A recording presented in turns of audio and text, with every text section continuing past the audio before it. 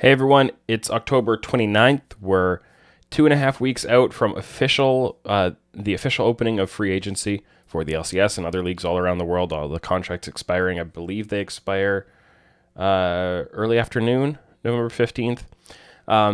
And of course, all the news is already starting to come out as more and more teams get eliminated from Worlds. Always throughout October, we get more and more stuff happening. And there was all kinds of stuff yesterday. Lots of big stories broke, but I think the biggest one is the story from Upcomer that Bjergsen and Team Liquid are exploring working together. Depending, how deep you want to read into it, planning to work together, expecting to work together.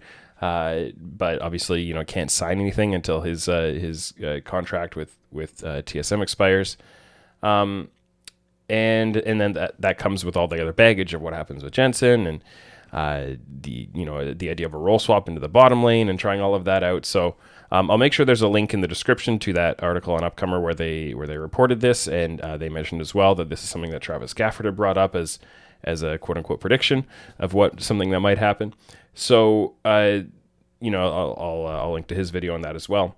But I want to talk about kind of my thoughts on it and my opinions of it and what it might mean.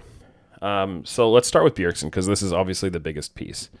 And as I mentioned, the Bjergsen move, it can't be official until November 15th later in the day when they can actually sign something. I'm pretty sure his situation's a little weird, as a coach, but he was still under the same contract, I believe, that he signed as a player. Or I don't know how that might have been reworked, but we can work on the pretty solid assumption that he can't sign anything with Team Liquid until November 15th. So probably it won't be announced officially by the org until then, but my understanding is that it's pretty locked in, that they're working together and planning things out and setting things up. But anything that is not yet signed always has a little bit of that asterisk on it, like, hey, they're starting to walk the same path together, but they haven't, completely tied themselves together. But it sounds like we can move forward on the assumption that this is actually happening, right?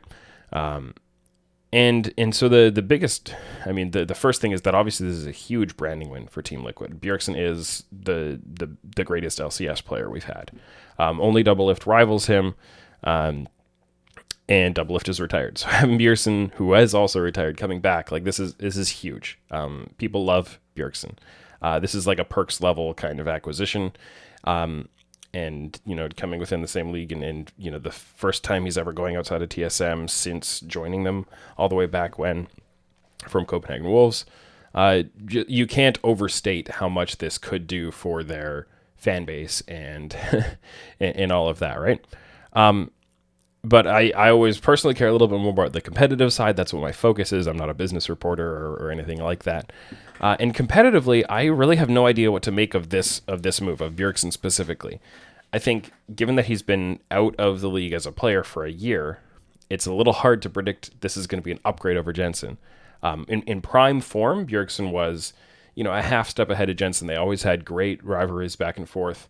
Head to head, maybe Jensen had a little bit better execution of certain things and higher like individual pop-off games, but Bjergsen seemed to get more out of his team. Like you had that kind of standard dichotomy of who's better and how do you define it and how do you measure it kind of stuff. And usually Bjergsen would edge out just a little bit ahead in most people's assessments. But is he going to be anywhere near that prime form? I don't know. You can also look at Jensen and say, like, look, he's not the player he was 3 or 4 years ago either. I think he regressed this year. I think he was very good at Worlds. He impressed me a lot at Worlds, but through most of the LCS year, I didn't feel that great about the way Jensen was playing, especially like compared to his own standards that he set over the course of his career. So does Bjergsen come back as good as peak Bjergsen? Probably not. Does he get there over the course of the year? I don't know, maybe. Maybe he comes back refreshed, and that gives him the energy to get back there, but it's a long year, so I don't know if he can sustain it. Or maybe he just comes back super rusty and there's actually a big issue. I tend to lean more towards the idea that there's going to be some hit to his performance compared to what we would have gotten 2 or 3 years ago. I think you even saw with Perks, he came to a new environment. He came from the LEC where his last stint as a mid laner had been pretty good. And he, again, in LCS was pretty good, but he wasn't head and shoulders above the rest of the league. So with Bjergsen, I think we might get something kind of similar where there's probably going to be some rust. There's probably going to need to be some time to work that off, whether he gets to work it off during the offseason before the actual year. Maybe he works it off during the lock-in tournament or whatever it's going to be. But I don't think we should set an expectation of peak Bjergsen. Definitely not. I think it would be reasonable to kind of hope like most of the year Jensen level is what we'll get from Bjergsen, and then hope by later in the season he's able to exceed that. But I think, to kind of wrap up what the expectation overall as an acquisition should be for Team Liquid, huge on the business side, an enormous branding win, no questions asked. Competitively, you kind of hope that you break even. If you do better than breaking even with Jensen's 2021 form, then you're going to feel so good about this. But there's I'd say an equal chance that he's either better than Jensen was this year or a little worse than Jensen was this year. That's very speculative because I haven't seen him. None of us have really seen him play in an organized environment for a whole year now. But speaking of Jensen, that's the other really big part of this is that the report is that with Bjergsen coming into the mid lane, they want to try out Jensen in a role swap to the bot lane, pull his own little perks move from G2. And this is, I believe, the report on Upcomer is that Team Liquid are testing this out, whatever that means. So my guess is that, and what I would do in their spot, let Jensen and CoreJJ duo queue a lot together, right? Or maybe play some internal 2v2s if you can find a bot lane. I don't know. It might be a little weird for tactical to get like tactical and Ayla or whoever's still around. I don't even know if Ayla's still around. Whoever you can access to, let them do some 2v2s, let them do a bunch of duo queuing, and give them a good solid amount of time. Give them a couple of weeks or something to feel this out and get feedback from both of them. Like, hey, Jensen, how's it going? Do you feel like this is what you actually want? And CoreJJ, how's it going? Do you think it will actually work? And if it seems like, hey, this could work, it's going to take some time, we're going to get there, and this will be good, then you continue to move forward with it, right? You do have a couple of weeks. You don't want to go right up to free agency because like you can't test this out until mid-December because by then the whole market will be settled. You won't have options left of who to sign if it doesn't work, right? You have to decide this early enough within the next 2 weeks that you still have options on the table on November 15th if you need to go a different direction. But I don't think you need to rush it in 2 or 3 days or make a decision right up front right now. And probably Bjergsen's going to be involved in that decision too somehow. Like he'll be gathering, assuming that like my kind of read on things is that Bjergsen will be working with Team Liquid to say, yeah, I'm going to join you, but I want to help define a little bit of the roster around me at least, right?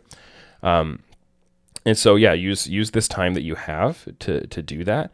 And if it's not going well with testing Jensen out like that, then you make Jensen available on the market as a mid laner, and you find another bot laner. Now that's where it does get kind of challenging, and there are some different iterations of what could happen. Can you keep Tactical? Would Tactical want to stay, knowing that you tried to replace him with a role swapped Jensen? I don't know. That depends on Tactical's personality and how well you have kind of managed him as a staff, and whether you can make him feel good about that or whether he's kind of like, well, no, that's it. Like, I want to go somewhere else. You don't want me anymore.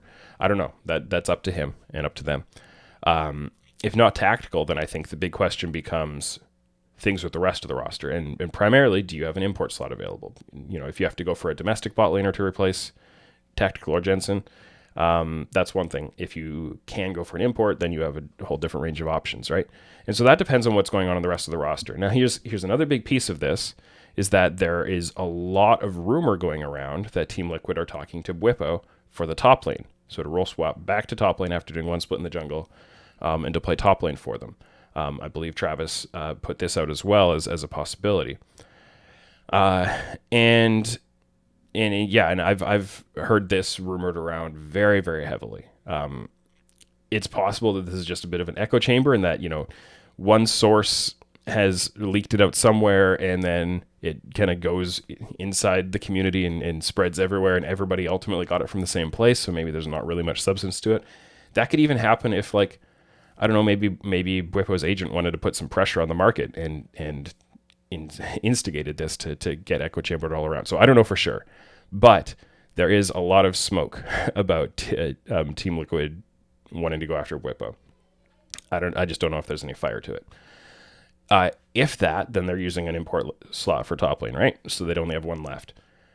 Unless CoreJJ has his green card. And this is one where nobody seems to know whether CoreJJ has actually gotten a green card or not. If he did, or if he has gotten a green card, or if he very clearly expects to get a green card in the next, couple of months, to the level of confidence that Team Liquid could act on it in their roster build, then they would have another roster or another import slot available, which means they could import top and maybe bot lane as well. Or they could import jungle. Santorin is another moving piece here. Does he want to sign with them again? Are they going to go a different direction here? So you could have iterations like Bwipo, if they are going to do that. Bwipo, Santorin, Bjergsen, import bot lane, and CoreJJ, because CoreJJ would be a resident now. Or you could go Bwipo, import jungle, Bjergsen, Jensen, CoreJJ, Bjergsen, tactical CoreJJ, Bjergsen, insert domestic bot laner here, CoreJJ. So there are a lot of different possibilities of what might end up happening, and it really hinges on, are they going to go after Bwipo, or do they go stick with Jenkins or some other domestic top lane option? Is that a real thing? Does CoreJJ have his green card? And does the Jensen role swap work out in testing? So all of those pieces need to be figured out before they can finalize what's going to happen around Bjergsen and CoreJJ. I would say the only two completely locked in are Bjergsen and CoreJJ right now, as far as I understand it. And even then, Bjergsen isn't, I don't think he's officially signed. So Team Liquid has a lot of things going on. And then at the end of the day, and I do want to mention, actually, I wanted to say about Tactical, what might happen with him. And I do think there's a small chance that the Jensen stuff doesn't work out. They decide, hey, Tactical, come back with us. And then he says, okay, I would lean towards that not happening. Just given the process of what's unfolding, but it's possible. But if Tactical does have to move on, I think there are several spots he could land. I think CLG is one of them. I think CLG could move forward with Wild Turtle, or they could say, hey, look, Tactical's got, maybe a few more years in him still. And it's a new face, and maybe Tactical is, I think, a better player than Wild Turtle right now. Maybe they go after him. Maybe Immortals. Raze has tweeted that he's, testing the market now. Very outside chances. I don't think it would happen, but FlyQuest or Golden Guardians, probably not. Unlikely. I'm sure it'll come up in speculation from the fans, but Cloud9 I think would be very unlikely to replace Sven, because they unless other things change, they should have import slots available, and they'll probably want to do that. So I think CLG and IMT would be the places I would look.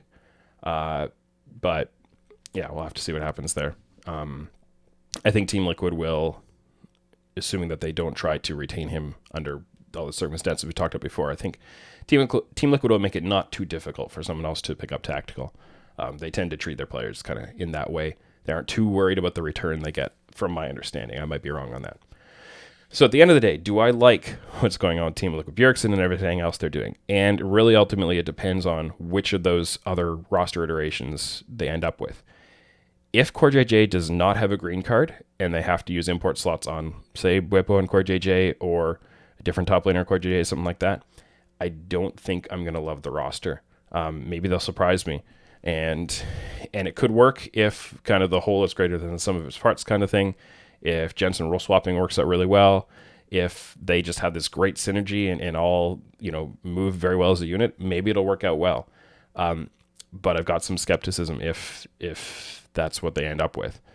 If CoreJJ does have his green card and they use that second import slot, or that newly freed up import slot on something really impressive, then I think I might end up liking it a lot more in terms of the competitive potential and what they might be able to do, winning the league, going to Worlds, stuff like that. So we'll have to see how it actually all shakes out. I think there are a lot of moving pieces here.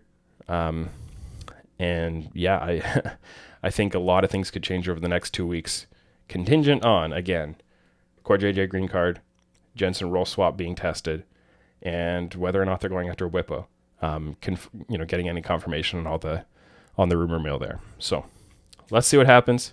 Team Liquid, I think, already kind of dominating a lot of the headlines in free agency, but there are other things coming out, other teams making moves, and I'm sure there already is a lot more to discuss, and there will be much more over the next several weeks as well. So thanks for watching this, and I'll check in with you again another time.